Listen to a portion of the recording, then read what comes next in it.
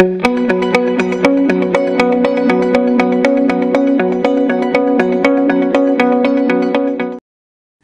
beautiful evening here from Westnile TV, lighting up the region this beautiful Saturday.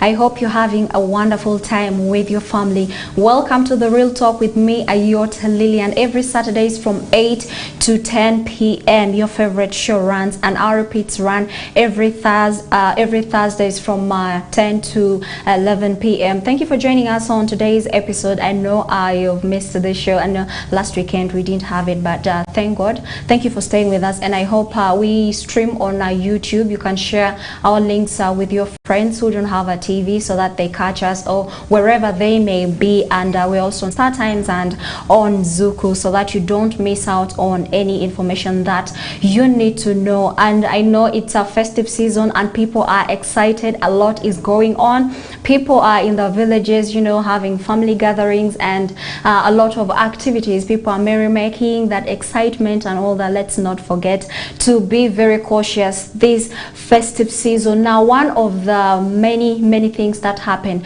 during this festive season is the rise of gender-based violence in our various communities, affecting different people, children, women and men alike. And this we see even in our families. It's something that is still a big concern to in our community, and it's a global issue that every organization out there is trying to work on. Now, today we discuss the topic of gender-based violence, this being an active the week of 16 days of activism against gender-based violence against women and young girls. We are trying to see that our women and girls don't face this violence in our communities. And I know a lot of people have been asking questions that why focus on men. We'll get to, you know, also understand why the focus has been shifted to men, to young girls and women in our communities. As we do this discussion, I hope you also share with us your thoughts on our YouTube channel. Don't forget, you can leave a comment and let us know exactly what you think, because we value your opinions here on this show. Now, gender-based violence is not a new topic or a new subject among us, as people have been talking about this, but a lot of people don't feel bothered because they think they are not affected. You will be surprised to see that you are a victim of gender-based violence, but you just didn't know it, and you'll be able to tell to identify this violence against you yourself, your family members, your friends and people in your community by the end of this discussion, and you'll know where and how to report these cases and how to handle them, and also hopefully how to take part in this activism, in this campaign that is ongoing. Now, today in the studio we have guests from CEPAD. CEPAD is a female-led organization. Sorry, but they will introduce themselves, talk about this organization and what they do and why they are actually here on the show today. You'll get to understand. Before I proceed, let me give this chance to our guests to introduce themselves to you, so that we know each other as we engage in this discussion. You're most welcome to Westnile TV. And introduce yourself to our viewer. Thank you so much. My name is Brenda Hope. I work as Program Officer, GBV, that is Gender-Based Violence, with CEPAD Westnile. CEPAD is an abbreviation. It's in full community empowerment for peace and rural development. Thank you. Thank you so much, Hope, for joining us today in the studio. On my right here, we have a gentleman. Say hi to our viewer. Hello, viewers outside there. I'm called Foroga Twahir. I work for CEPAD Westnile as Program Officer, Peace Building. CEPAD Westnile works in a number of areas, so we shall unleash this out to all of you as we discuss 60 days of activism. Thank you. Okay, thank you so much for joining us in the studio today. So as you've heard, SEPAD is a community empowerment. We hear peace, we hear things, and so we'll be able to understand why they're here with us in the studio today. But before we engage any further, I would like to understand what SEPAD is and what is it that you guys do, and also where you are located, because it is very important for this discussion. Thank you very much. To start with, SEPAD Westnile. SEPAD, first of all, stands for Community Empowerment for Peace and Development. Westnile, that is a CBO that was started by a group of women activists way back in 2013. SEPAD Westnile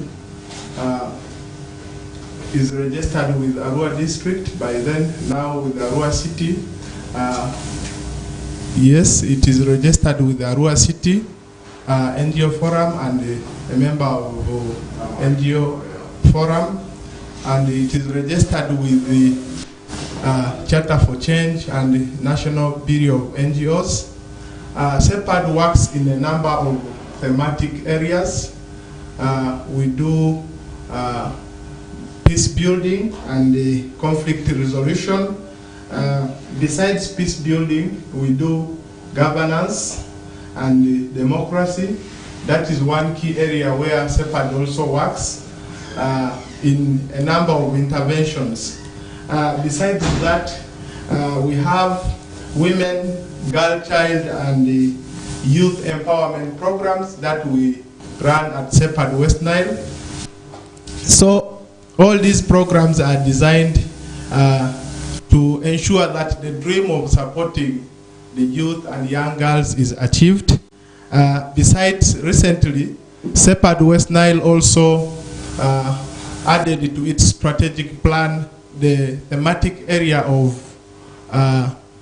environment, land, and climate change that it implements. Basically, those are the key thematic areas. Under these thematic areas, we do quite a number of activities in different areas. But to start with, SEPAD Westnile is located in Arua city. It is in along, as you go to Kampala, it's Arua Kampala Highway in Abirichi village. Nakola premises, that is where our head offices are located. However, we have field offices located in Moyo district. We have one field office located in Rhino Camp, base camp. The last field office is situated in Ivepi refugee settlement, and it is one of the busiest field offices that SEPAD Westnile is having, with quite a number of projects. Currently, SEPAD Westnile has around 3 running projects from different donors. The major project that SEPAD Westnile is running is called APPEAL. APPEAL stands for Access for Protection, Access for Protection and Access for Protection, Learning and Empowerment. So, under APPEAL, SEPAD Westnile is implementing gender-based violence in Ivepi refugee settlement, specifically handling Zone 3 in Ivepi. However, still under APPEAL, SEPAD Westnile is also implementing MHM, which is menstrual hygiene. This project targets young girls from the age of 12 to 25. We do support them with a number of dignity kits, among others. So with a lot of interventions, awareness sessions, among others. Besides the APPEAL project, SEPAD Westnile has a project with the federal government of Germany, that is IFA, which is working on peace building and conflict resolution. So it is also a project running in Ivepi refugee settlement. but it basically looks at peace building. The last project that SEPAD is undertaking is called Women Empowerment Program, Women in Leadership, that is running in Vepi Zone 3 also. These are the current projects running at SEPAD Westnile. However, as I said earlier, SEPAD Westnile was started with the vision of ensuring that young girls and boys achieve justice and their rights are protected. And because it was started by women who had a vision that one day that our young girls and boys will have access to justice, that is what it is working up to. And we have a number of thematic areas that a number of areas that SEPAD looks into. For example, social justice. We do, not thematic areas, but we call them social values. That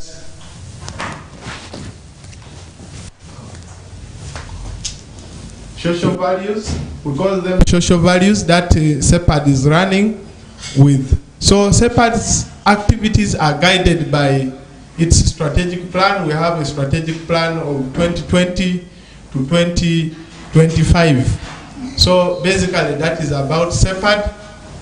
And currently I should say SEPAD has reached out to a number of people in different locations. However, we don't work in isolation. We have a number of donors that support us and other stakeholders. We have Appeal that is under European Union that mainly supports our interventions. We also work closely with Care International that is building our capacity, that is guiding us and empowering us into a more organized organization. Okay. That, yes, that, okay. Yes. Yeah. So, besides Care International, we also have other stakeholders we work with. In the Moyo district and Obongi district, we closely work with the local governments. In the Obongi particularly, where we implement peace building, we work with Palorinia sub-county local government and the district. In Rhino Camp, we work with Ribo sub-county local government and the Madiokolo district local government. And in Vepi particularly, we work so closely with the Lupi sub-county and the Terego district. However, we also have other key stakeholders like Office of the Prime Minister, Vepi and Arua branch. We also work closely with UNHCR and other implementing and operating partners that we closely liaise with. All right, thank you very much. He has given us a detailed information on what SEPAD is and what SEPAD does and some of the activities. He has clearly mentioned them. That has an element of peace building, gender-based violence, and menstrual hygiene, all in that. So you can reach out to SEPAD for any, when you need help in those areas. And thank you so much for joining us in today's discussion once again. Now we want to go deep. That background information was important so that we know why SEPAD is here and the services they offer, so that you reach out to them when you need their help, because there are so many organizations out there dealing in very many different areas and people don't know what some of these organizations do and how they can reach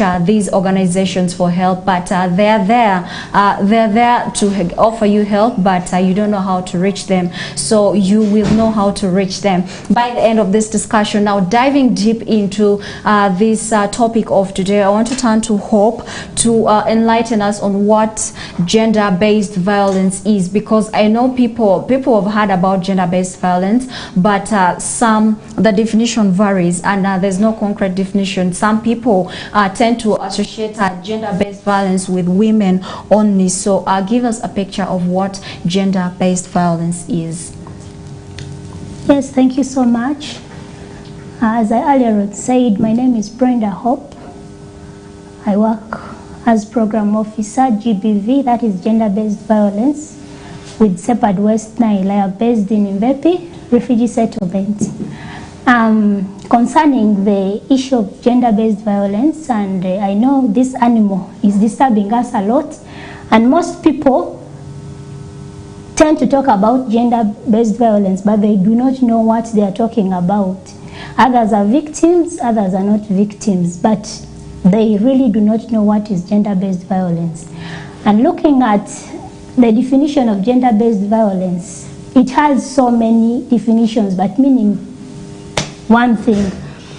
When you look at gender-based violence, it is simply something harmful you've done to someone against their will, based on gender norms or unequal power relations.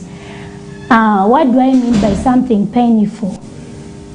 Like something that hurts someone. You know, you're doing something that is hurting someone, but you who is doing same, you may know it is hurting someone or it's not hurting someone. Looking at the types, we have so many types of gender-based violence for us to understand it easily. One of it is physical violence. Most people tend to say, I am violated, I've suffered GBV, but they do not know the types of GBV. And this makes us to understand what gender-based violence is. When you look at physical violence, this is something you've done, visible, something you can see on someone. Someone is suffering. At least when someone approaches you, can see this person is in pain. Maybe someone has been beaten, someone has been slapped, someone is bleeding due to gender-based violence. And this gender-based violence affects us in the communities, in our families, and we do not know what it is. So one of the forms or type of gender-based violence is physical violence. As I said, an example is beating, fighting, slapping, and etc. But something you can see visible. Someone is in pain, someone is going through a lot. And the second one is emotional. Emotional is something inwardly. You might not see, you might not know. I might be sitting next to you here, but I will not know that you are suffering from emotional violence. An example can be, let's give an example of homes, marital issues. You might have issues with your husband, you fight with your husband, and maybe you quarrel with your husband, and someone cannot see it on you, but you've been violated, you've been abused in your house, or else your wife has abused you, or children in our families. So an example of emotional violence can be like someone keeping quiet. You see in our families, like the married people, how they behave. When you have issues, someone tends to keep quiet for a very long time. So how does this person feel? How does the spouse feel? He or she feels bad. Emotionally, this person is abused or violated. Another example is sexual violence. Brenda, before we go into the sexual violence, I would like us to get this, because many people are into this thing. For example, in relationships, maybe your partner telling you you're not good enough, you know, your partner telling you stuff, and then someone breaks up with you. I know that is what is killing a lot of young people today.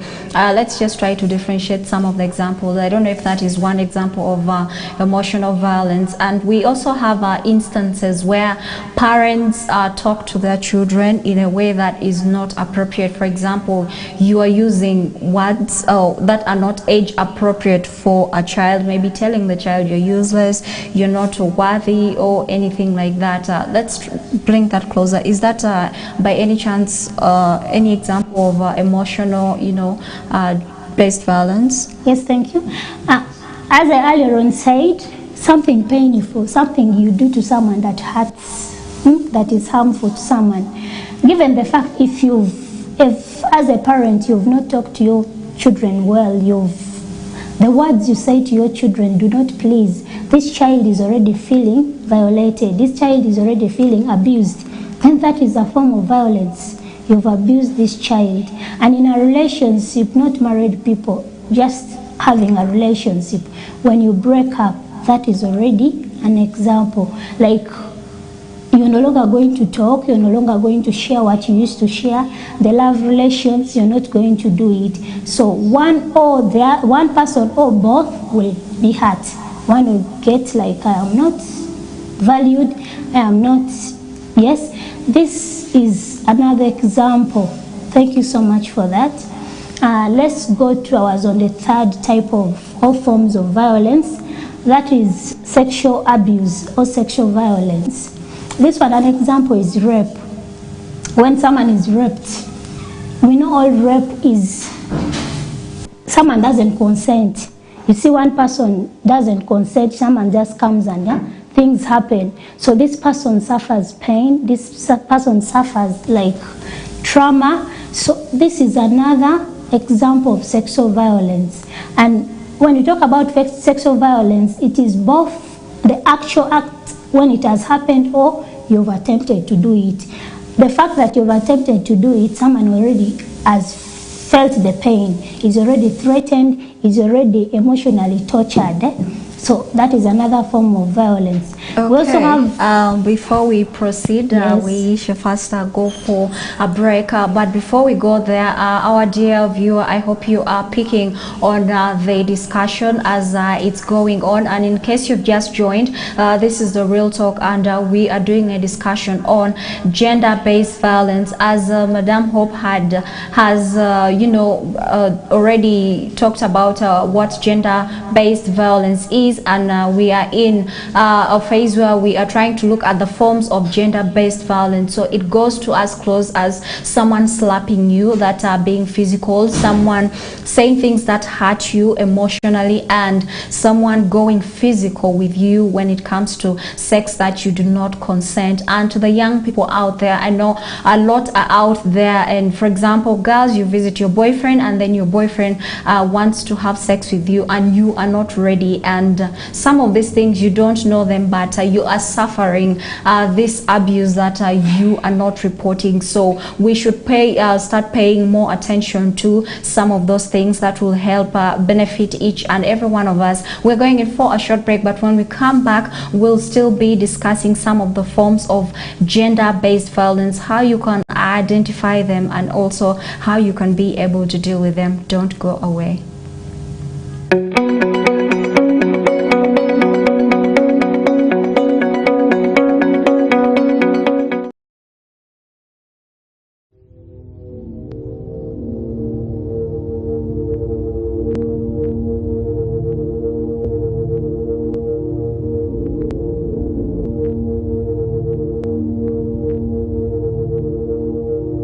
Westnile TV, lighting up the region.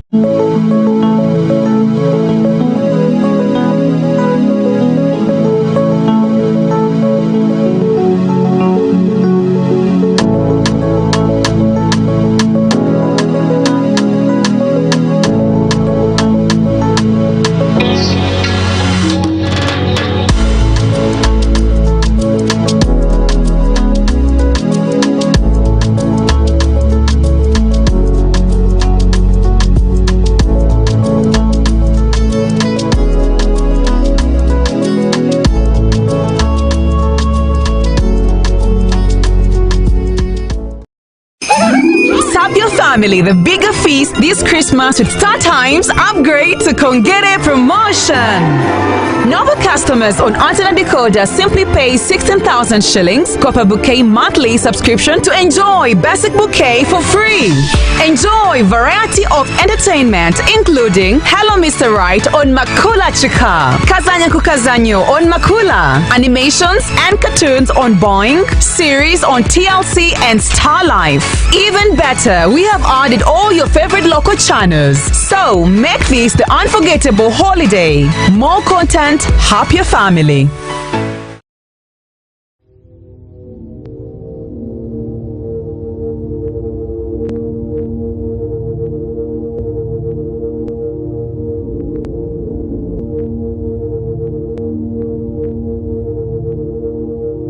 Westnile TV, lighting up the region.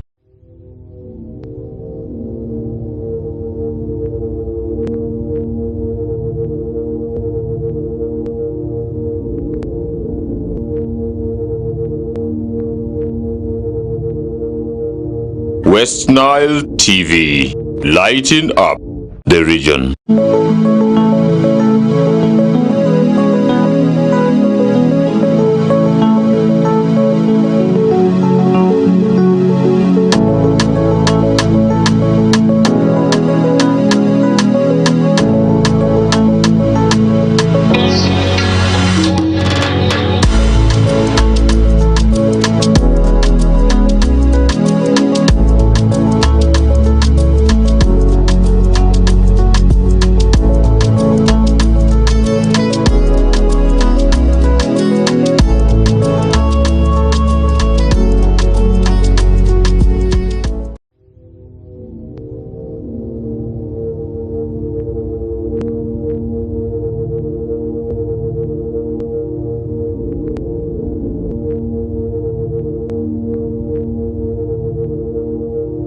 Westnile TV, lighting up the region.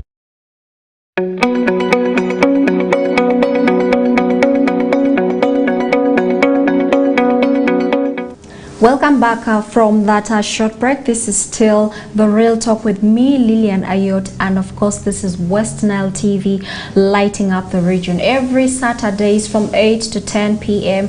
we do Real Talk here where we do discussions on topics and also engage you on this discussion through our YouTube channel where we stream. You can like, share and subscribe and then leave your comment on the topic of discussion. Of course, we'll have the comments read here. So if you've just joined this discussion, we are looking at gender-based violence, coming from a point where we are advocating, you know, there are campaigns going against that have been put up against gender-based violence, especially against young girls and women. And it is this December, the 16 days of activism. If you have just joined, I know people say a lot of organizations come talk about gender-based violence, but mostly focusing on women and young girls. We'll have the answers right here, and I hope the definition of gender-based violence sank to each and every one of us. It's violence against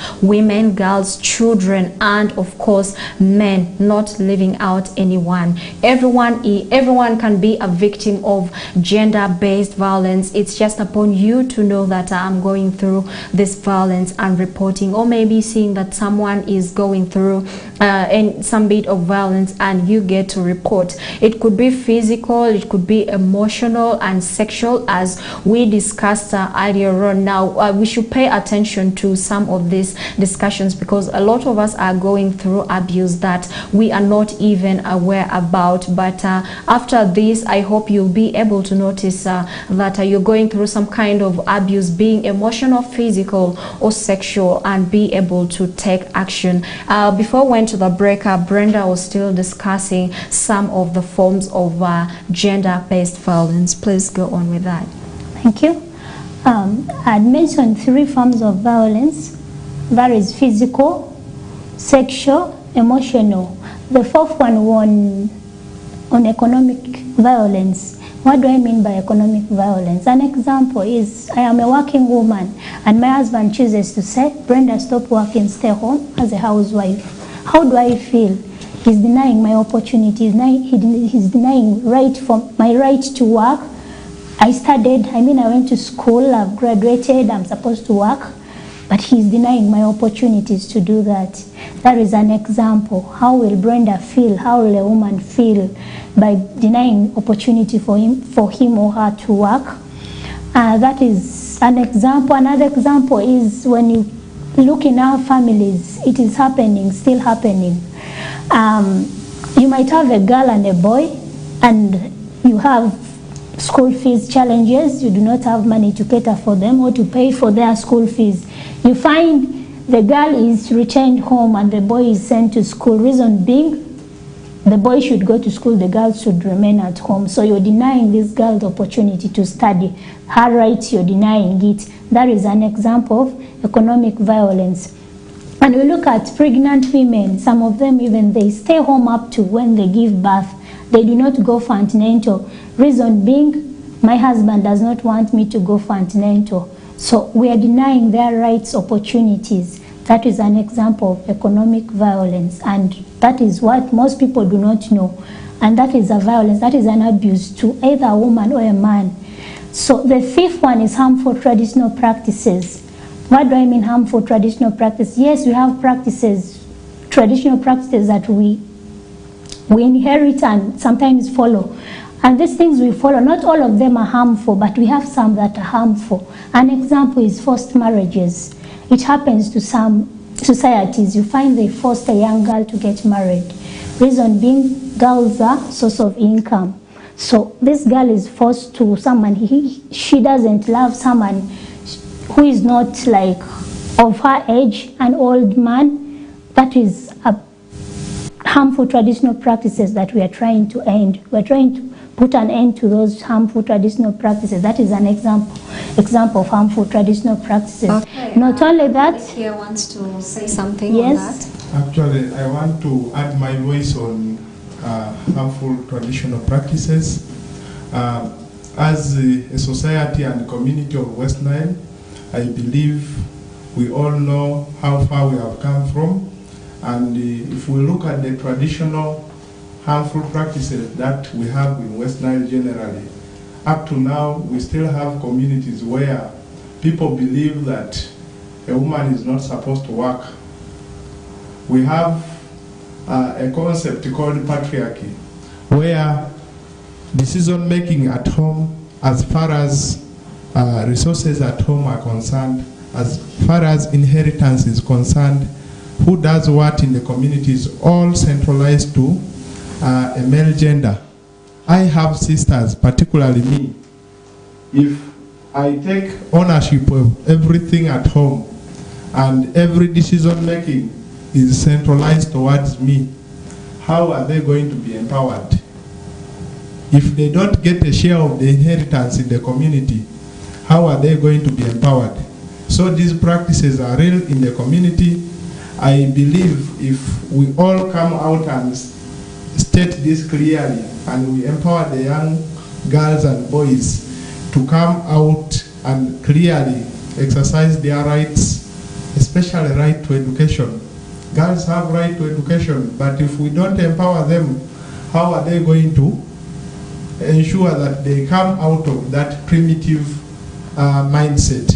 That is basically what I want to add there, but it is a very serious thing affecting our community, and I believe if we all come out and address it, then we are going to reduce on the vice in our society. Thank you.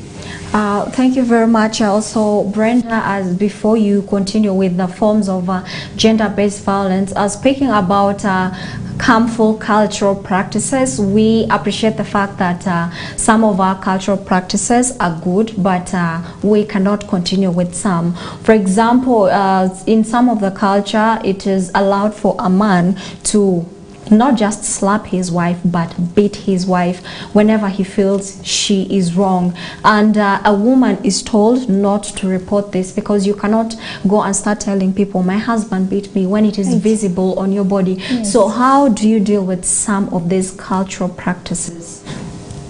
Okay. Yes, as you earlier said, some are good, some are bad. We're trying to put an end to the bad ones. An example has been given by me, you, and my colleague. So how do we put an end to this? How do we come over some of these harmful traditional practices? We are trying to, you find some of these practices, there are people who are trying to bring it up.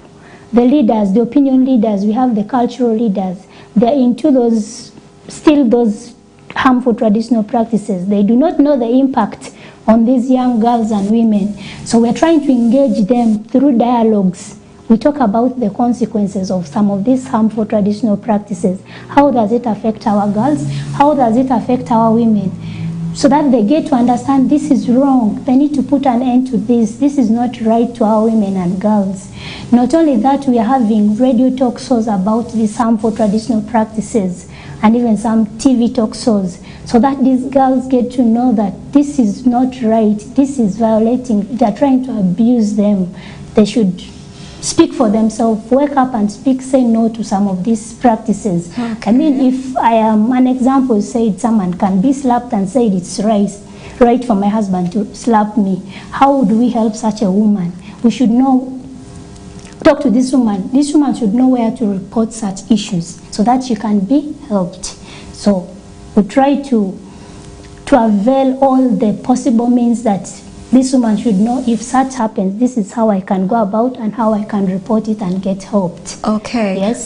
Thank you. Also, you know, a lot of people have it in mind that gender-based violence only, you know, exists in the villages because it is for people in the village. It's for villagers, but they don't know that they can be victims. So, who is at risk? Who is at risk of being a victim of gender-based violence? Thank you very much. As the norm is in the society, many people believe gender-based violence is most prevalent in the rural communities.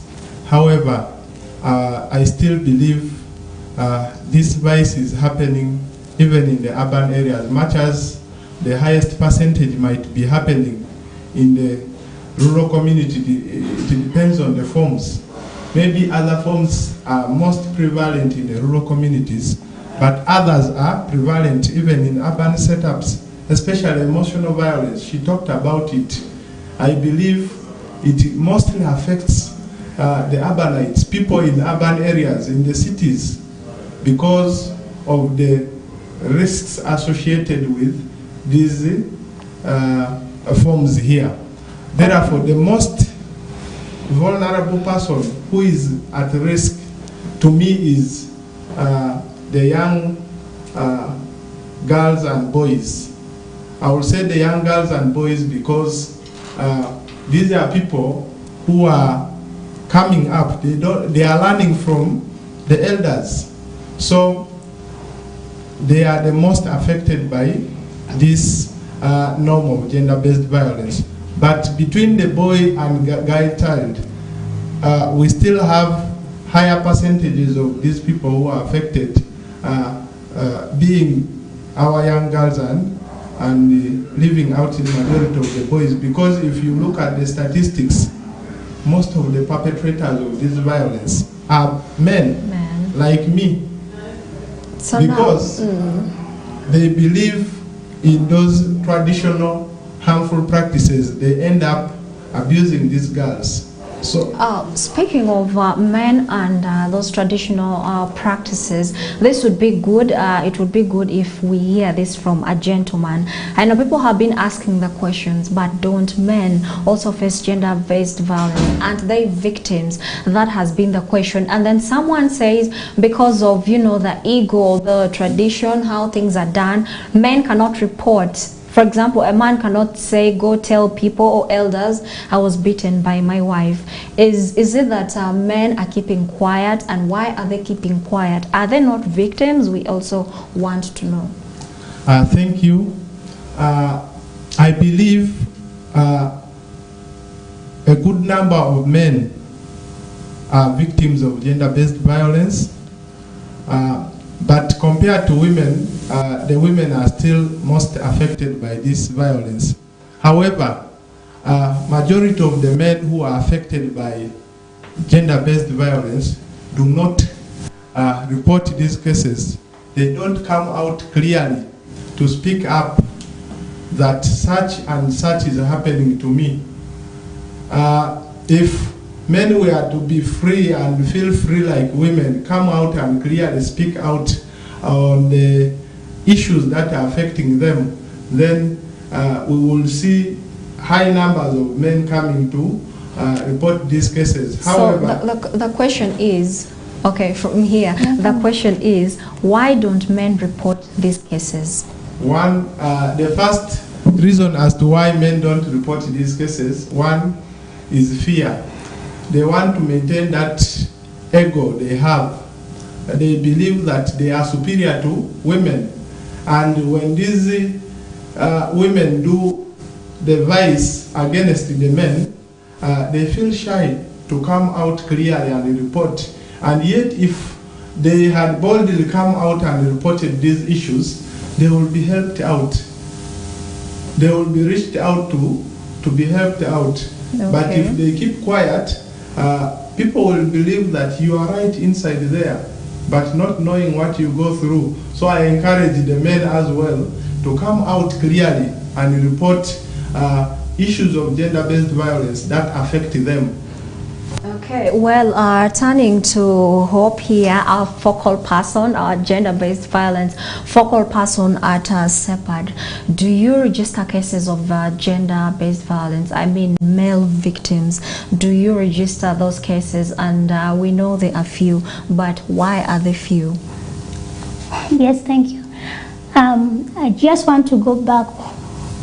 Who suffers GBV? Okay.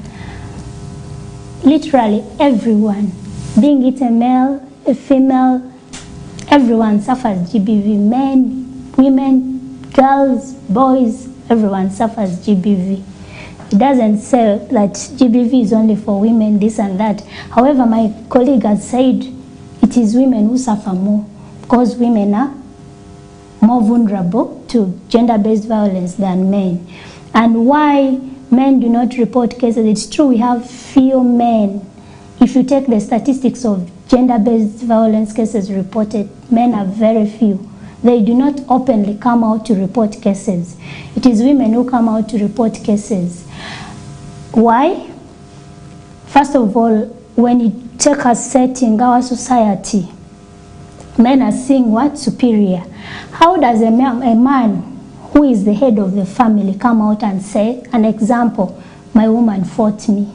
How will people think? How will, like, men are seen like powerful and they are more stronger than women. So as a man coming out, it is not really, people will not believe in you that you were beaten up by a woman. No one will believe in you. Because of that fear and not people believing in them, men fear to come out and report. And if you come out, people would start saying, there's a saying in our community, people say, you've turned to be now the woman at home, you see? That fear, how will the society look at me? How will my friends look at me? Me coming out and say I am being abused. So because of that, men do not come out and report cases. However, we are trying as much as possible to see that men come out and report their issues of gender-based violence, because we know they do suffer gender-based violence as well. So let them come out. We encourage them to come out and report their cases so that they can be helped. And how are we doing that? Through engaging them, we have an approach called male engagement. We engage male in these things. We give them chance to talk about gender-based violence. We give them chance to speak out, and we have role model men and boys. They're the ones who speak to the rest of the boys and men to say that, hey, look here, we suffer GBV and we can also report GBV like women. So everyone suffers GBV, and if we encourage everyone to report so that they can be helped. Thank you for that input, Hope. As she has said, everyone suffers GBV. It doesn't discriminate whether you are a man or a woman, a boy or a girl, a child. Babies also suffer GBV, just in case you didn't know. So don't die alone. Men, we know these things of ego exist, but please don't die alone, because as you keep quiet, we have lost very many people because they don't want to report cases, simply because they don't want to be laughed at. But your life matters, and that is what is important. So come out and speak about these things. And also, if you know your male friends who are victims and they're not talking, kindly persuade them to come and report these cases. And we've been talking about gender-based violence, what it is, the forms, and who suffers. But then to the most critical part, what are some of the causes of gender-based violence? What triggers someone to slap the partner? What triggers someone to say something that hurts another's feelings? What triggers someone to hurt another person sexually? What are some of these triggers of gender-based violence? I don't know where we'll start from, but we'll start with you. Yeah. Sure. When you look at the causes of GBV, there are only two causes of GBV. However, we have so many contributing factors. But when you look at the root causes of GBV, gender-based violence, there are only two root causes. One is misuse of power or power itself. So when you look at power, what is power? Who has power? Everyone has power. Me, I have power, the man has power. How do you use your power? Do you use your power to violate someone? Do you use your power in a right way? You see, an example is, let's take me as Brenda, I have the power. Maybe I am working and my husband is not working. So my being like employed is already, I have the power over my husband, you see? I can do anything I want because I am working, he's not working. I am the only one taking the responsibility at home. So you find how we use our power affects us so much. And most times you find people use their power to violate, to abuse, to cause gender-based violence. So moving forward, let's use our power right. If we want to end gender-based violence in our communities, in our families, let's learn how to use our powers. Even if you're strong, even if you have money, don't use that power of money, power of being strong to violate or to abuse anyone. So that is one root cause of what? Gender-based violence. I said there are two. The second is harmful traditional practice. We earlier on talked about it. It is also another root cause of gender-based violence. You look at these practices of saying, an example you gave us, saying men slap women, and women do not say anything because men are the heads of the family. So it's because of the practices, traditional practices we have, that women are not supposed to say anything. When your husband disciplines you, they call it discipline. When your husband slaps you or fights you, is trying to discipline you, you're not supposed to speak anything. And you're forced in marriage as a young girl. So those are the harmful traditional practices that leads to GBV, that causes GBV. However, I said we have a lot of contributing factors. An example is poverty. Yeah, when you're poor, like when you don't have, literally don't have anything. An example is, as a man, you don't have anything in your pocket, but this woman wants money for food or money for treatment. Your child is sick. So how are you going to go about it? You know you don't have it. Like, I don't know if it is with everyone, but I believe it's with everyone. When you do not have money, the people can be arrogant. You're not happy about yourself because you do not have. Everything is about money. When you move here, money. Transport, money. Sickness, money. Food, money. So you become arrogant, you become aggressive to someone who is asking you. So poverty is another contributing factor to gender-based violence. Then I think interesting. Yeah, yes. As she has mentioned, there are two root causes of GBV in our society. That is, one is power, which is very, very important. I know it starts right from the family, where this gender wants to say, I'm in charge of the family. This one says, I'm this, and then the other has more power in terms of money, and the other in terms of authority. So if this is not harmonized, you find there is violence in the family or in the community. And also important, very important, is our traditional practices that actually lead to some of these cases of gender-based violence. Like we said, for example, a woman is battered in her matrimonial home, comes home to the parents, and the parents, you know, just tell her to go back to her home. These are issues, these are marital issues that can be handled. And we've seen how we have lost members in our community because of this. Someone tells you to go and tolerate such things simply because you cannot talk about it. It will bring shame to your family. But that is that. Also, she talked about some of the contributing factors, one being poverty. You could highlight more of these contributing factors to gender-based violence. Thank you. To add my voice on what she has said, it's true, yeah, there are two major factors that contribute to gender-based violence. And some of the contributing factors, besides poverty, I will say, is illiteracy and lack of education. If we look at our communities, where we talked about rural communities being affected more with issues of gender-based violence, purposely because majority of the young girls and women in rural areas and young boys are not educated. If we empower our people and we educate them well, then they will be able to know their rights and seek for the right procedures to have access to their fundamental human rights. It all moves amongst us. If someone is informed and you know these are my fundamental human rights, access to education, food, justice, among others, then you will be able to prevent some of these causes of gender-based violence. Besides education, we look at our setup, our peers. Sometimes people are influenced by the communities where they come from. If we come from a community where issues of gender-based violence are looked at as normal things, then we are influenced by our peers that the wrong thing we are doing is the right one.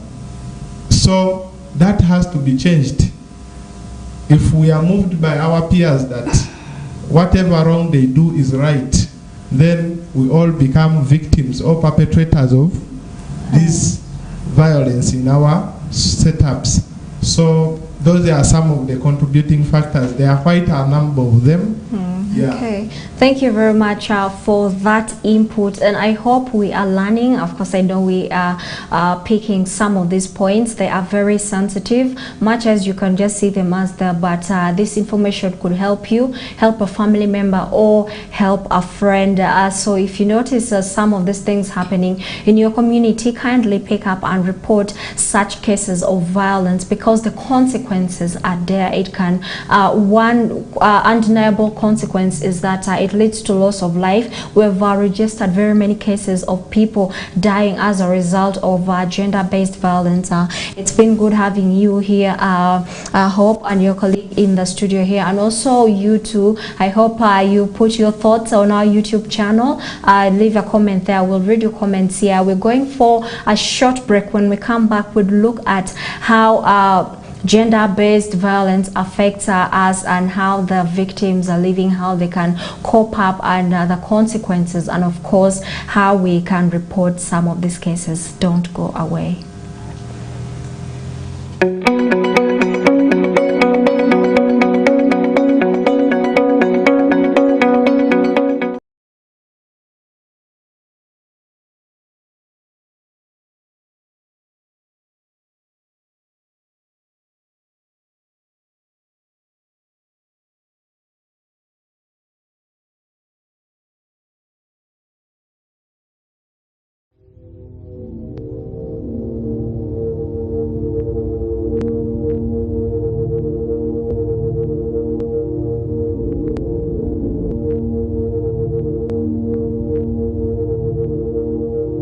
Westnile TV, lighting up the region. Sub your family the bigger feast this Christmas with StarTimes upgrade to Kongere promotion. Novel customers on antenna decoder simply pay 16,000 shillings, copper bouquet monthly subscription to enjoy basic bouquet for free. Enjoy variety of entertainment including Hello Mr. Right on Makula Chika, Kazanya Kukazanyo on Makula, animations and cartoons on Boing, series on TLC and Star Life. Even better, we have added all your favorite local channels. So make this the unforgettable holiday. More content, happier family.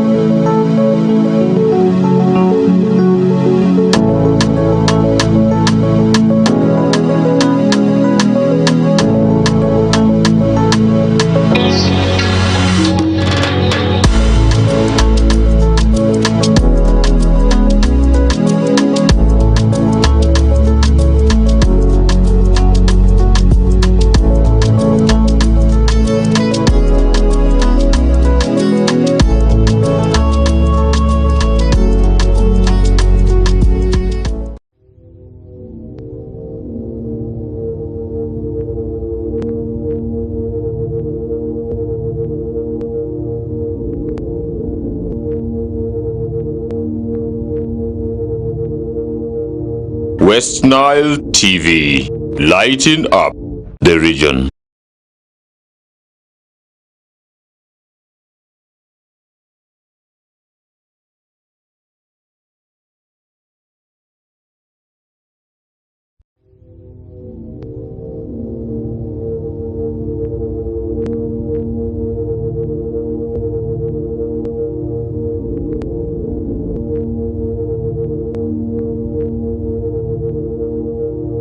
Westnile TV, lighting up the region. Serve your family the bigger feast this Christmas with Star Times upgrade to Kongere promotion. Novel customers on antenna decoder simply pay 16,000 shillings, Copper Bouquet monthly subscription to enjoy basic bouquet for free. Enjoy variety of entertainment including Hello Mr. Right on Makula Chika, Kazanya Kukazanyo on Makula, animations and cartoons on Boing, series on TLC and Star Life. Even better, we have added all your favorite local channels. So make this the unforgettable holiday. More content, happier family.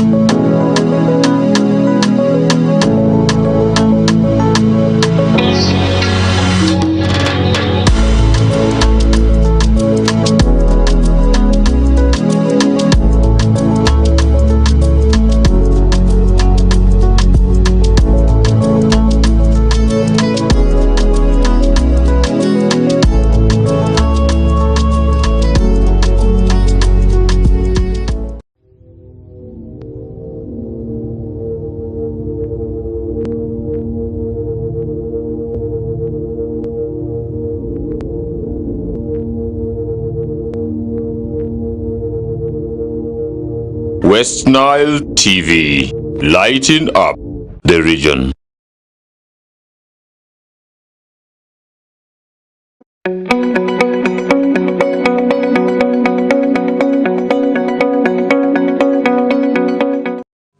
Welcome back from that break. Thank you for joining us today. This is The Real Talk with me, Lillian Ayot, every Saturdays from 8 to 10 p.m. Now, if you've just joined this discussion, we are talking about gender-based violence. Yeah, gender-based violence, GBV. I know it's not a new word, but it's a very sensitive topic that we need to discuss, and we all need to participate in this discussion. You can let us know what you think by leaving a comment on our YouTube channel, and we'll read your comments right here. And I hope you have been following the discussion that we have been having. We had an understanding of what gender-based violence is, the forms, what causes gender-based violence, and surprisingly, you realize that we have all been victims of gender-based violence, just that we have been ignoring these facts. And as discussed earlier on, nobody is, we are all victims of gender-based violence, whether you are a man or a woman, a child or a girl or a boy. You can suffer gender-based violence. I know most people have been raising questions as to why whether men can be victims of gender-based violence, but that has been answered here. The problem is that most men do not report these cases because reasons were given. Our traditional practices, in our culture, it is not something good for a man to report that he has been beaten by his wife, or maybe slapped or emotionally abused by his wife. So these are the things we are trying to discuss, and as they earlier on encouraged our people to report these cases, because the longer you ignore it, you may not know when you can lose your life. So please keenly pay attention to that. And in the studio we have SEPAD. SEPAD is an organization here in Westnile. We'll have them give you a chance to introduce yourself again, because we have a new guest in the studio. We start with our old guest, Hope, here. You're welcome. Thank you. I still remain Brenda Hope, Program Officer, Gender-Based Violence with SEPAD Westnile. Thank you very much, Hope. Thank you. Now our new guest in the studio, we're glad to have you. You're welcome. Good evening, listeners.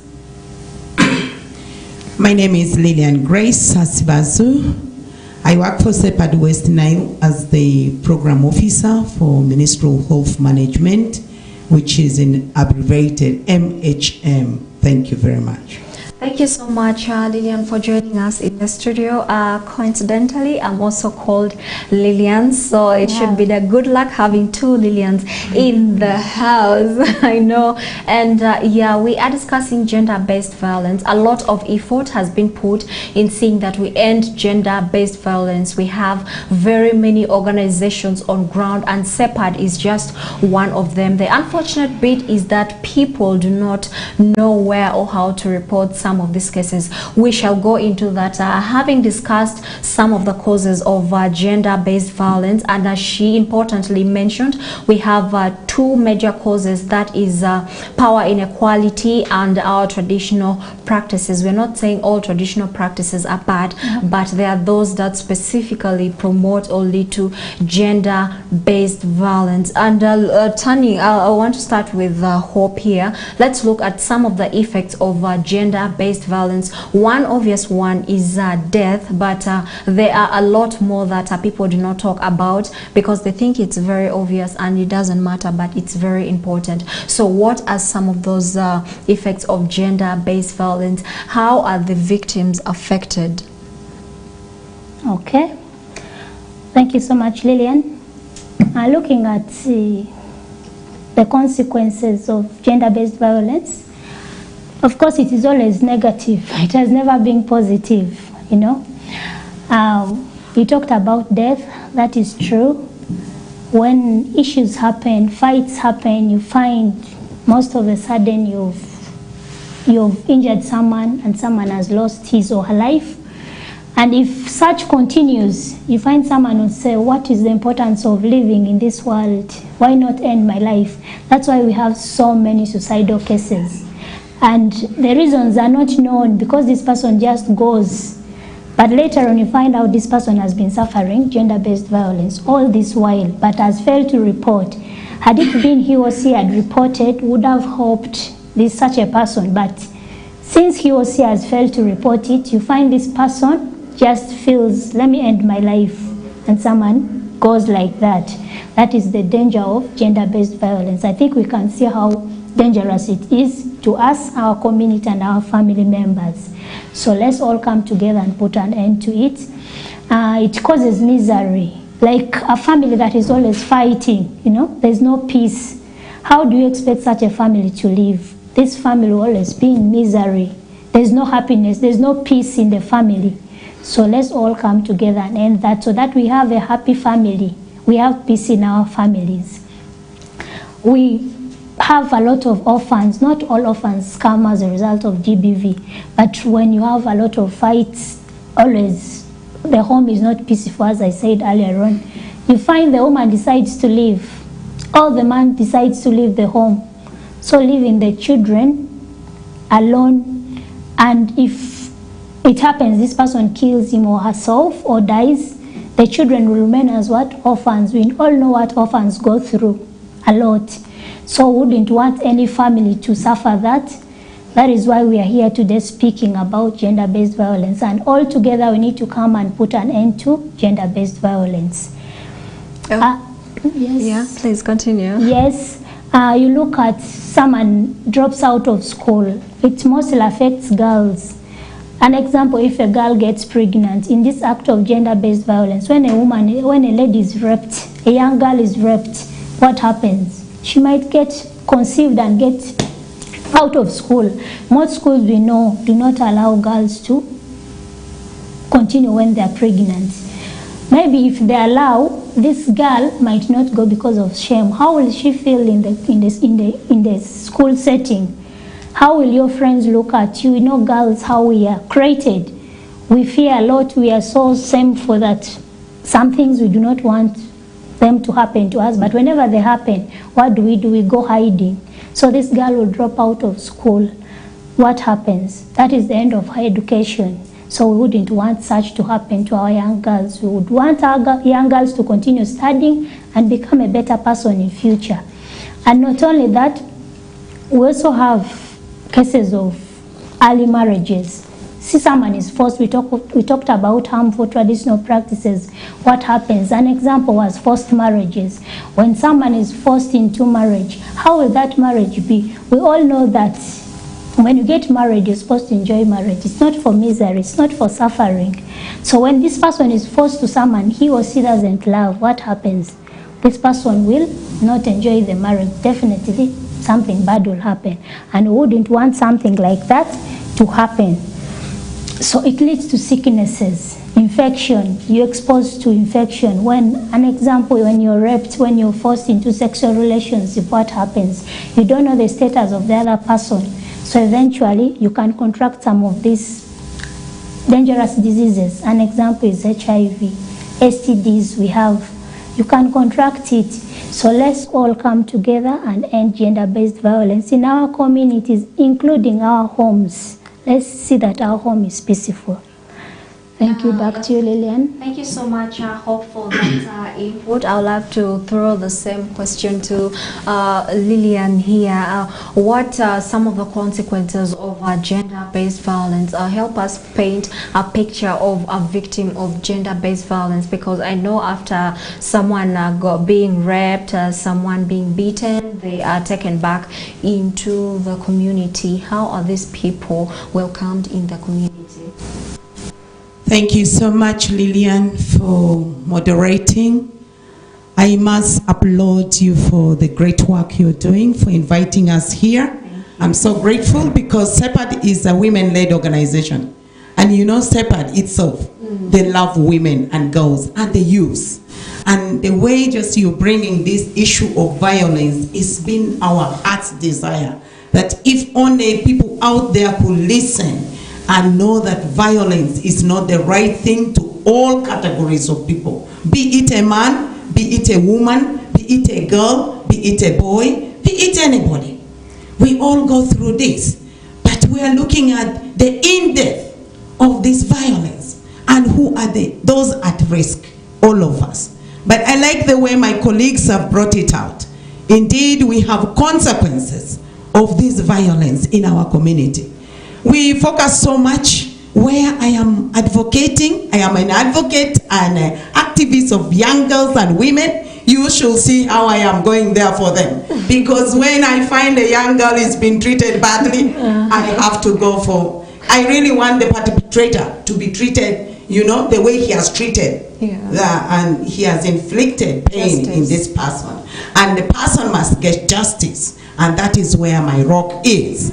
And so I want to say, on top of the consequences my colleague has raised, our heart goes for the young girls who are being raped. These are one of the consequences of violence. Girls are raped and defiled within and outside the community. Within, I mean inside the homestead. We have perpetrators. Who are their parents? Who are their uncles? Who are their brothers? Because of so much negligence and selfishness of parents sometimes, you know, they are so selfish about themselves. As discussed earlier, there's that misunderstanding between a father and a mother, and they forget that this is going to affect the children. And so the mother will begin to be rigid, and hence leading to conjugal right. And then the father begins to think of an inside thing or outside thing, and then begin to get familiar with the daughter, begins to get familiar with the young girl, and then you find them, they're being defiled within the home setting. Then you also see that these girls are also defiled outside this home setting. Before you go any further, I love the example you have brought, the inside bit of it, where we have in most cases stepfathers raping their stepdaughters, or maybe even biological fathers sleeping with their daughters, their small girls in the house. And the unfortunate bit of it is that these cases are not reported. Going back to our traditional things, where you say you cannot report your husband because he did this, it will bring shame to the family, but these cases are still not reported. So how are you as SEPAD working to see that women come out, maybe children, the community comes out to report these cases, because they still fear reporting these cases? A lot of men have gotten away with such kind of things. Thank you so much, Lillian, for bringing that up well. Yes, indeed, there is still high level of women and girls not reporting, simply because, you know, one of the things is perpetrators, after perpetrating and inflicting pain on these women and the girls, they give a key warning, especially when it is within. They give a key warning. Let me hear you say that it is your stepfather who slept with you. And so the girl will live in an post-traumatic stress where it will lead to her being reserved from communication, where it will lead her to be reserved from even participatory actions in class, in communities. It retrieves them, and hence even it leads to suicide. But how is the SEPAD advocating and coming up with this? SEPAD is putting in place, as my colleague said, a lot of massive awareness in different formats: education, home to home, door to door visits, and trying to identify areas of these girls, so that these girls are visited, they are looked into, and look for a way of trying to keep them going, so that one day they will closely open to us. Whether they open in 1 year's time, whether in 6 months, as long as this child has opened to us, we will have to take forward. Justice and fairness has to be produced out. Yes, we do massive advocacy. Okay. We need to let them know that they have their rights to voice out. Whether it is your father, if it is your father, let your father teach you the right thing. And let your father do the right thing. You're sleeping with my mother, and here you also need me. Where is my dignity? We are advocating for their dignity. Let somebody smile with a beauty. Yeah? That's what we are doing as SEPAD. And that's why the women have come out strongly to say that you are not going to shit around with these other women and the girls. So let us move together. I know somewhere we talked about, are the men not part of this? Yes. Yeah. You but, you know, for women, we are very, very concerned. Why? They are very vulnerable. The men tend not to report, but we are saying, men, come out. How can we help you? We need these men to come out and be open. And this issue of patriarchy, that African patriarchal system, that when a man reports a case, when you report a case to the police, because the system is in place, they said, oh no, how are you going to defend yourself when you report a case like that? Are you not a man enough? That is the question. And so it retrieves men from reporting. Yes, it is okay. But they need to report, and we also need to think twice, especially about these girls and the women, because they are our future advocates. Yeah. That's how the measures we put in place. Okay, yeah. Thank you so much, Lillian. I love one statement she made. A girl should be able to smile with beauty. And you know, once you are abused physically or sexually, you automatically lose that beauty. And a lot of people tend to coil, like she said. Many people don't talk. They become very reserved. And some even commit suicide, which is very sad. And one thing that we are calling upon everyone is, like she put it, please pay attention to the things going on in your family, especially this violence going in between within the family, especially sexual violence. Don't keep quiet on such cases simply because you want to keep maybe the dignity of your husband or your whatever who has committed the crime. Do report such cases. Now turning to Hope here, what are some of the laws that are in place to curb the act of gender-based violence? Because we know there are organizations like SEPAD that have been here advocating their campaigns. A lot of action is being done to see that other cases of gender-based violence go down, but instead we are seeing some cases hiking. Is it that the law is not effective? Is there no law? Are the perpetrators not being punished? For example, we want justice. What kind of laws or policies are there to see that gender-based violence is dealt with? Oh, thank you.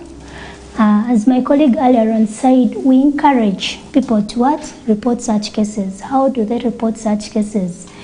I just wanted to add something more on. Oh, please do. On how do we go down to the root to ensure that these cases are reported. We have women's safe spaces. Like in the refugee setting, we have women's safe spaces where only women come and discuss issues affecting them. They have skills development activities. We do psychosocial for them. They have their meetings. They have their saving circle groups. In such a way, we're trying to bring them up so that they can speak out whatever is torturing them. They can speak out whatever is bothering them. So through that, you find it is easier for the women to open up, because now they do not have their husbands or their father. For the girls, their fathers and brothers among them.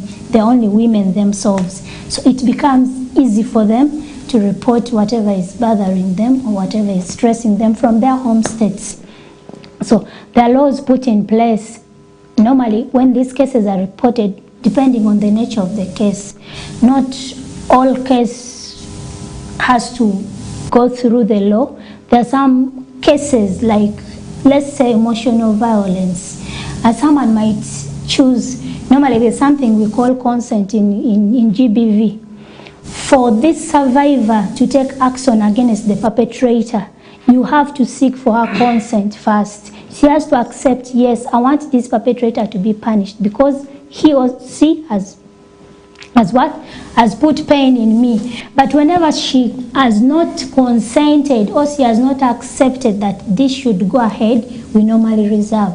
We go with the need of the survivor. There's something we call survivor-centered approach. Survivor is someone who has suffered the pain. It is the victim.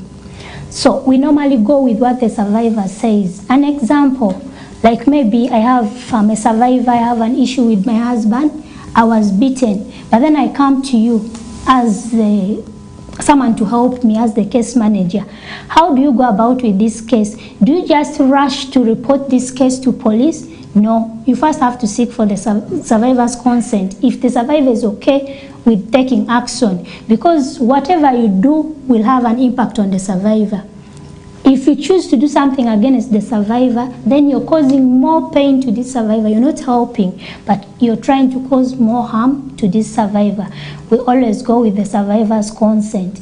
And if the consent is okay, we then go ahead and release these cases. And these cases, GBV cases or gender-based violence cases, they are confidential. We don't just go about with it like, you tell me, I go and tell my neighbor this and that. No. When you're handling these cases, you have to keep confidentiality, because why has someone chosen you out of all to come and report her case to you or his case to you? Meaning this person trusts you. You have to keep this person's trust. You need not to go about with this case and spread it all over or take it to other stakeholders to know. No, that is why the issue of consent is key. And there are always this case, if they are reported, there are some that are above us. We have to bridge the consent. An example is a rape case, and my colleague talked about it. Maybe in the family setting, you find the adult daughter was violated by the father. The father maybe abused her sexually, and because of fear, this is my father, and she was threatened, if you dare do this, report this, I'll kill you. So you find this lady fears to report this case. But when we land on such cases, that is when we bridge the what? Confidentiality. We report these cases because this lady is under threat, and if we continue to seek for her consent, it's going to be another thing. And yet, rape cases, you need to refer this survivor or this victim to the health center as soon as possible to seek for medical attention. So normally the perpetrators are punished, of course. The survivors get their justice they want. But that based on, as I said earlier on, consent, when they consent for you to take action. When they accept for you to refer their case to ABCD. But when they say no, sometimes our hands are tied, we cannot go beyond there. Okay, we know the different cases.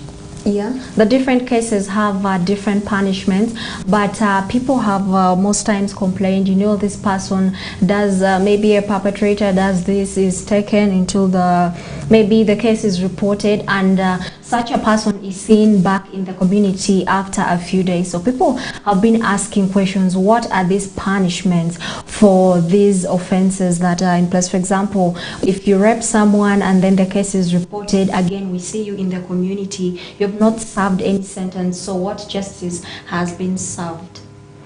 Okay. It's okay. Please. Thank you so much, Lillian, for that pause. It's a burning sensation. Yeah? When it comes to a girl being raped or a woman being raped out of consent, it is really painful. Especially a teenage girl, a girl who is below 10, a girl who is below 15, is being raped and is being ordered to be quiet.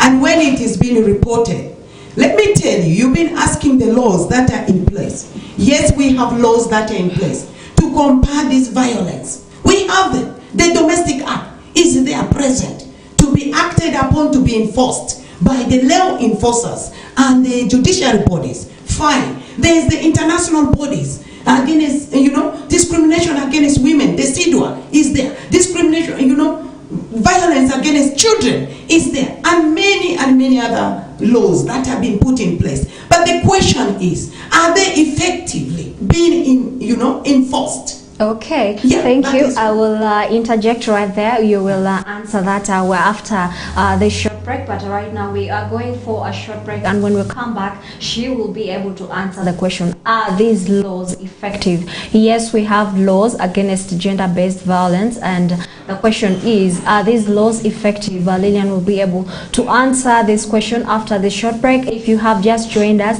this is The Real Talk. We are doing a discussion on gender-based violence. Don't go away. We shall be back with more shortly.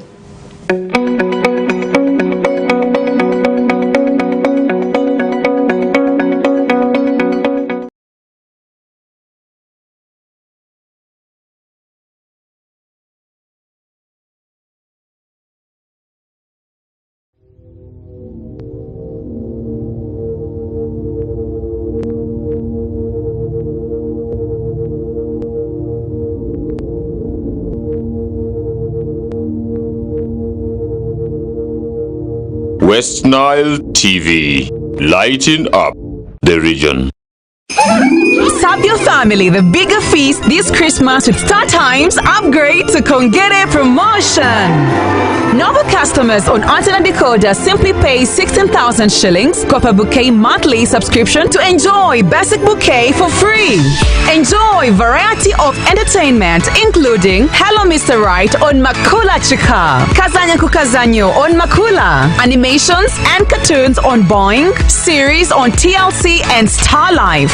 Even better, we have added all your favorite local channels. So make this the unforgettable holiday. More content, happier family.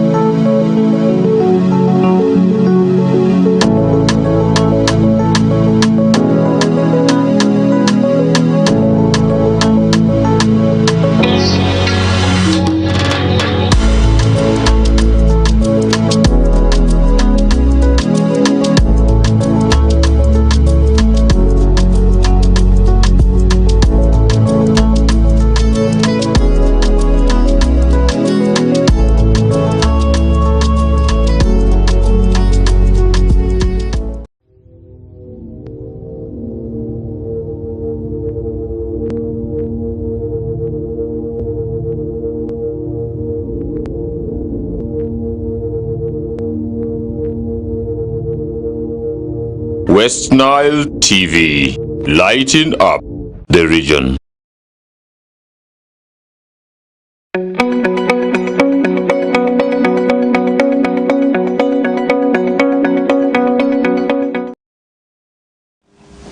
Welcome back from that break, and thank you for joining us here on Westnile TV. This is The Real Talk with me, Lillian Ayot, every Saturdays from 8 to 10 p.m. Now, if you have just joined the discussion, you have missed a lot, and yes, you have not missed, but you can still follow this conversation on our YouTube channel, our YouTube and Facebook channel where we stream. And yes, you can let us know what you think about today's topic of discussion, that is gender-based violence. I know it's not a new term, that we are all familiar with this term, but maybe we did not have this much understanding on this topic. But now we have the information, having looked at what gender-based violence is, the forms and the causes, the consequences in the community. We are now at the point where we are trying to look at the victims, the perpetrators. Earlier on, we looked at a question as to whether there are laws against gender-based violence, because we see a lot of these cases happening in our community. And just in case you don't know, gender-based violence is something that all of us suffer, just that we need to pay more attention to it. It goes from as little as someone saying something that hurts you emotionally or psychological violence that goes back to you. It may not be physical. We also see that there's the physical, the sexual bit of it. It is what we suffer. And let's not forget, gender-based violence is not only for women or men, but we see children also suffering gender-based violence. So please pay attention how you talk to young children. And also a lot of these children are being abused, but they cannot speak out because, of course, you know, they are children. Once they are threatened, they cannot say anything. So let's be responsible, pay attention to how we relate to these children, so that we are able to pick, actually see whether someone, you know, someone can be undergoing something and still not talk about it. But we'll have our guests talk to us how we can identify, hope will help us identify people who are going through this violence but cannot talk about it. So we are picking from in the studio, of course, we have our guests coming from SEPAD, and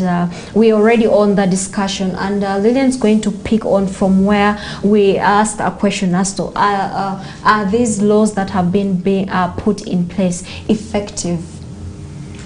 Thank you once again, Lillian, for wording that question and rephrasing it again. I still want to emphasize that the laws are in place, but we have a weak system of enforcing the laws. And when we look at the weak system, we also have the content of the social norms that are inside in it. And so when these perpetrators are being arrested, they are taken using the procedure of the criminal justice system, which is the police, the judiciary, and the prison departments. And let me tell you, most of these perpetrators are the people who have power. We talked about power, right? And these are people who have power either through money, they can speak, they can voice, but they have gone to violate and perpetrate a child who is from maybe a poor family background or who cannot afford. And so when these cases are reported, they begin to lose their system. They begin to lose their strength. Because now a case is being reported, they first look at how the case is. Some of the cases are not being dealt at. I would give you examples, because a girl has been raped and the perpetrator, because of being in authority, has not been perpetrated or has not been even sentenced up to now, and is in the community. What do you expect out of a community? You asked earlier on when I was not here, you asked the teams, what do you think the community thinks when these perpetrators are back in the community, right? That is where the violence level goes back up. Because you see the person who has slept with your daughter is here and is just driving in front of you and everywhere. And nobody is moving on. When you go to the court, you find that the case is being adjourned. The case is adjourned. Every day the case of the filing really being adjourned. Even sometimes files are getting lost. How? The system is not doing well. I am talking here. Let the system, people who are using the system, know that the system is not doing well. Our girls are at risk. And that is the truth. And we have to step up as parents. And we'll ask the system people who are operating, the police, the judiciary, if this girl who was raped is your daughter, how do you feel? How do you feel? Will you hide her file? Will you hide her case? Or will you go forward? You know, when we are working, we should know something round will come back to you one day. So the laws are in place, but they are weak. They are not being enforced well. So I urge my teams out there who are dealing with the criminal justice system that we need to strengthen up so that somebody learns a lesson and comes out from this. Especially it gets worse when the perpetrator is within the family setting. And that is what I can only say. Okay, before we turn to Brenda, I would ask this. Now that we know that, first of all, I'd like to thank the government of Uganda for putting these laws in place, and also the international bodies for putting these laws against gender-based violence in place. And also we thank organizations like CEPAD who are working tirelessly to see that justice prevails. We do away with cases of gender-based violence. So now, before we turn to Hope, what is your recommendation now that the laws are in place, but it's not being effectively implemented? What is that specific recommendation you put out to the people who who do this, who deal with the law? Yeah, thank you very much, Lillian. Once again, I will only recommend that the justice system in all the areas, beginning from the grassroots, from LC1 up to the end, the justice system must be very clear. We must work to see that justice and fairness is done and perpetrators are put to place. And let us observe what the law says. Let us leave the issue of corrupt mind. Let us leave the issue is I know this person. Let us leave the issue of social norm that let us deal with defilement home to home. What is home to home? We need to think about it. So we need every team to unite and work together equally to make a girl and a woman and a man out there to smile. Thank you. Thank you very much, Lillian, for putting that out. Now we know that power is power. And remember, Hope had put it earlier on that power is one of the biggest root causes of gender-based violence in our community. You know, someone can do something and still get away with it because they have the money, they have the authority, they're in a position where they can just do this and everything is done. Unfortunately, people who don't have the power suffer, and they are the victims of some of these violences. They don't have the capacity, to seek justice, and that's where we thank organizations like CEPAD who come in place to see that justice is served. Thank you very much. So now, before we go on to something, Hope, help us. How can we see that someone is going through something, someone has been abused physically, maybe emotionally? How can we identify a victim of GBV? Because most of these people close up, they don't speak. Most of them withdraw, and like she had earlier on said, some commit suicide, but we want to avoid such scenarios. So how can we tell that someone is going through such a thing? Thank you, Lillian. I might say it is really complicated identifying someone who is paying special emphasis on young girls and children generally.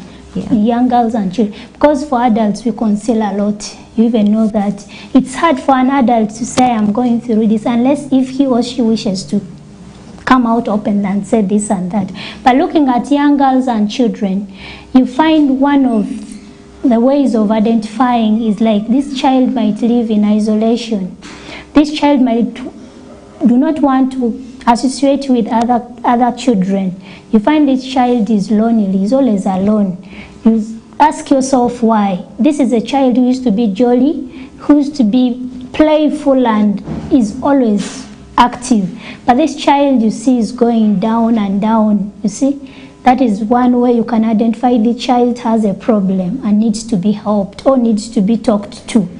Then you find this child is always home, doesn't come out, doesn't come to meet with his or her peer groups, is always at home, especially when the issue is related to the home setting, when she has the perpetrator is in between the home, because they know if this child openly come out or comes out to play with his or her peers, the issue might come out from her. So they always keep this child home.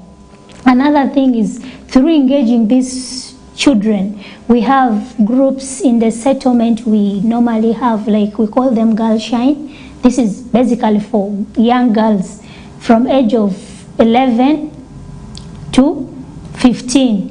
No, age of 9 to 15. We normally engage these girls in sessions. We teach them, we talk to them to know gender-based violence that is affecting them. So you find through that these ladies are, it is easy for these girls to come out openly and say, I am suffering this. Through engaging them through the sessions, the sessions have steps that we talk about. You find someone will sit and start crying in the session. You wonder why. But when you pick this child out and talk to her or him, you find this person is going through gender-based violence. So those are the ways we normally identify these children suffering from GBV. Okay. But for the elderly people, it is sometimes difficult. If someone chooses to keep quiet, you cannot do anything about it. And these cases, we don't go look for it, or you don't go and ask someone. It is someone from someone's desire that I want to be helped, comes out openly and report these cases. That is when they can be helped. Okay, thank you so much, Hope, for putting that out. So this is a call to parents to pay attention to their children. You know how your children behave. I know most of us are busy, but we should make time to spend time with our children, especially young girls, teenagers, and get to know what's happening with them. That is very important. And also as adults, you should always learn to open up. I know it's not easy, but it's important for you to open up so that you are helped, because some of these abuses come with a lot of things, like she had already said, infections. It could be pregnancy, someone could have complications with the organs, and so on and so on. And one of the biggest questions, most frequently asked questions about gender-based violence is why women and young girls. And we already answered that, but we are going to answer that again. As rightly noticed, a lot of organizations, when it comes to gender-based violence, the attention has been shifted to women and young men. And it was already said that because women and young girls are very vulnerable when it comes to gender-based violence, and as such there are so many campaigns, so many activities by different organizations that have been put in place to see that women and young girls are helped. And one of it is the 16 days of activism that many organizations all take part in, to see that they activate for these things, these activities are done so that awareness is created about gender-based violence, how you can identify, how you can go about with it, how you should relate with these things, so that we reduce the cases of gender-based violence in our communities. So we'll have Lillian paint a picture, help us understand what gender-based, what 16 days of activism is all about, what is done in this period, why this campaign came about, who started this, and how one can participate in these campaigns. But most importantly, is this campaign effective? Thank you very much, Lillian, our moderator. We continue to applaud you for the good moderation. Thank you. It is our pleasure.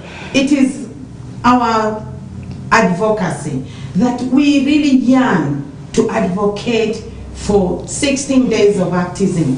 Why? Because it lies right under our thematic area. Our thematic area is the youth, the women, the girls, and every other persons. And we are very focused about it. So 16 days of activism is international civil society campaign that was led to every year for each and every person to understand what violence is all about. And 16 days of activism is commenced in November 25th. It's basically commenced to eliminate violence against women and girls. And it goes through and it ends on the 10th of December. Throughout the 16 days, 10th of December is when we have to acknowledge the human rights issues. We have to acknowledge the issue that somebody desires a human right. And so through the days, this has been worked on, this has been thought around, many people have been looking around, but this started by women globally when they went to for a leadership conference, and they went to inaugurate this Global Leadership Institute in 1991. And women were very passionate about what is happening around them. And after that, the UN Secretary, with the support to the civil society, came forward under the leadership of Antonio Guterres, something like that. That is not my language, so don't ask me about that. Okay. And through the UN leadership, they had to come together and say, we need to come together and end violence against women and girls, because the women are the highest in rate. And they went with a film called Unite 2030. We must end violence. They clearly want to advocate that by 2030 everything must be done. That can only be done when we advocate unitedly, together, to clear all that. And so, why was this put in place? They thought this was a yearly thing, globally, where women are at the high risk. Globally, you know that 736 statistically, women are the most affected people. But it is said, in addition to that, 1 in 3 women are physically, sexually being abused by intimate partnership within the family setting. Some are non-intimate, some are through the online, some are through, through online, through different kinds of formats of forms of violence. And so this statistic gives us a way. How can we fight hard? How can we advocate for this? Through awareness. They say the best way is through awareness. We have to come through. Reach out to so many number of communities. Reach out to so many number of people both inside and outside Uganda. And so they galvanize the system to advocate through so many areas. So we put so many things in place. How do we do 16 days of activism? How do we make it in place? How do we make people to know that this is happening, and the biggest people who are at risk are the women and the girls? Okay, before you continue, before we go to the activities during this period, who are involved in this campaign? Is it only for women? Is it only for men? Maybe just women and young girls? Who can get involved in this campaign, and how can they participate? Thank you so much once again. We do not eliminate anybody. Everybody is a human rights activist, because even a child needs to fight for her right. A girl needs to fight for her right. The only difference is the young girls, the young children up to the age of 18, they are immature, but we see that they can still fight. Only that those who are below, that cannot understand. We are encouraging every person to fight, to come up and fight for violence within the family setting. It must start from the family setting. The actors are inside the family. It must start with the family. That is one. It must come out to the community leaders. They must be involved. They must fight, advocate. Stakeholders have to come out. Civil societies have to come out. Non-organizations and organizations have to come out. And then the government body has to fight it and making sure that, yes, we have heard about it, we are going to fight it, we are going to, we are going to fight with the perpetrators, we are going to do this, and every other person has to be involved. The religious leaders, let us not forget, the religious leaders have to come out. There is no shyness in fighting against violence, There's no shyness. There's no nothing to say, for us we are safe. I am equally safe, but the way I'm fighting for this, because somebody is crying. You're smiling, but somebody is crying. So we need to make everybody to smile. And many other organizations. Media, you're one of them. You need to advocate. You need to run the system. You need to make things going. And we trust so much in the media, because we know media can send message. TikTok, social media, WhatsApp, Twitter, everything has to be there so that each and everyone knows that this is happening. We need to come together. We need to end this. How long shall we live in violence? Is the question. How long? We need to end it in 2030.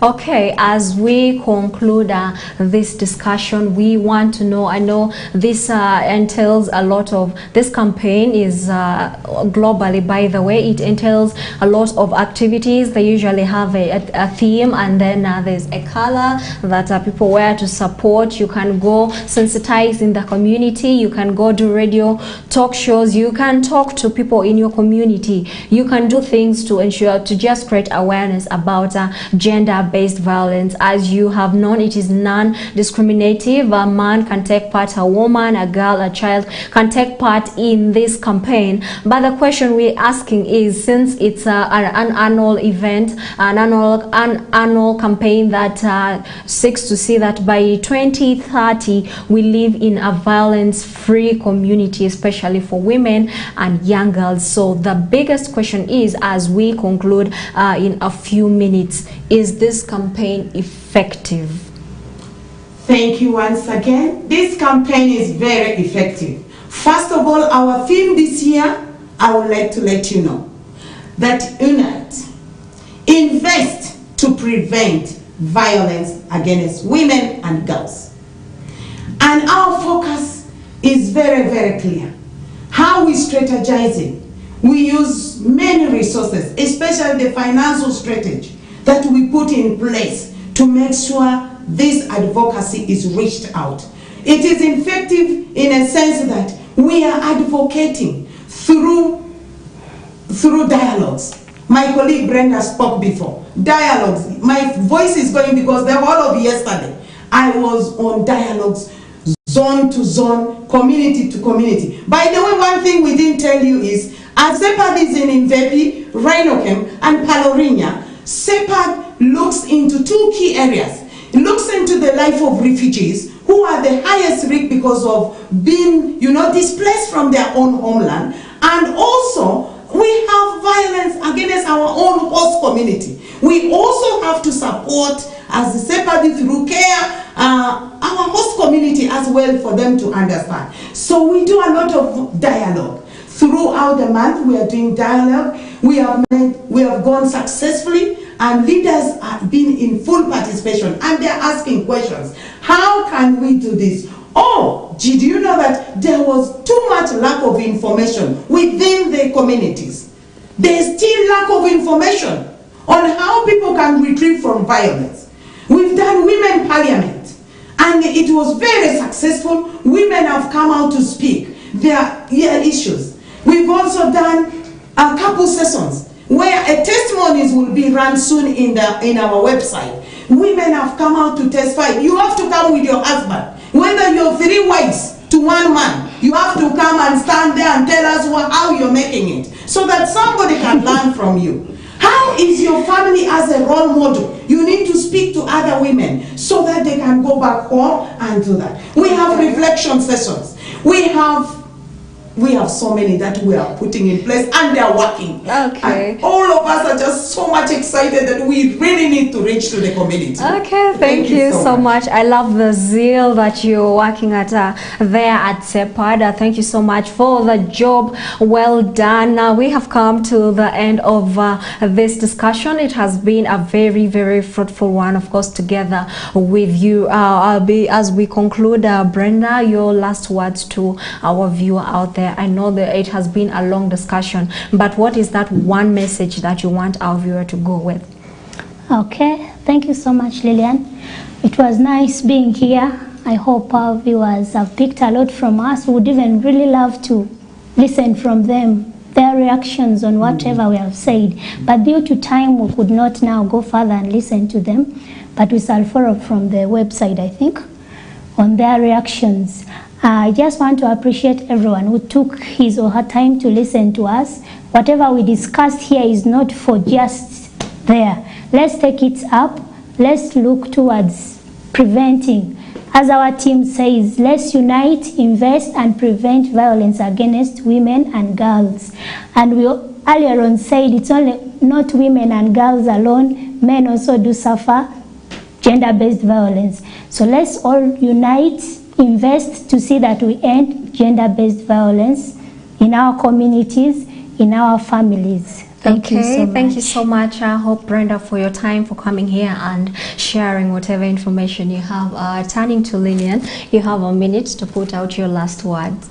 Thank you so much, Lillian, for hosting us and for giving us this airtime. I want to thank the administration so much. I want to thank SEPAD for building our capacity, for being here. I want to thank our donors. CARE, by the CARE is our donor. Okay. And our main donor is ECHO, European Union.